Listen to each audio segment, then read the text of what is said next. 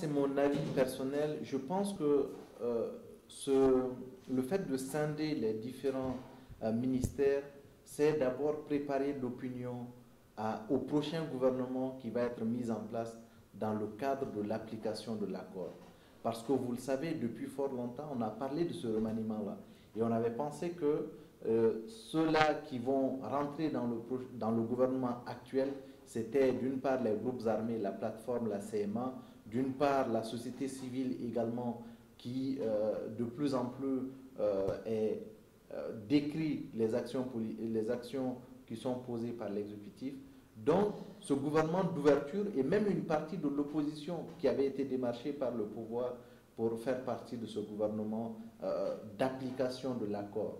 Donc aujourd'hui, le fait de scinder ces différents postes ministériels, c'est préparer l'opinion à à ce remaniement ultime qui, j'en suis sûr, interviendra au bout de 4 mois maximum. Parce que ce gouvernement n'est pas celui qui doit avoir la charge de mettre en application l'accord. Parce que même si on a quelqu'un qui est relativement très proche de la plateforme dans ce gouvernement-là, la CEMA n'est pas représentée, l'opposition n'est pas représentée, la société civile n'est pas représentée. Or, il faut, pour l'application de cet accord qui va être extrêmement difficile, il faudra mobiliser tous les Maliens au-delà de leur appartenance politique, au-delà de leur orientation idéologique, dans le seul but de l'intérêt supérieur de notre nation. Donc, il était important pour le gouvernement aujourd'hui de pouvoir scinder un certain nombre de départements et préparer la venue dans le prochain gouvernement d'un certain nombre de personnes. Est-ce une bonne chose ou pas? Je crois que c'est la plus mauvaise stratégie aujourd'hui qu'on pouvait adopter.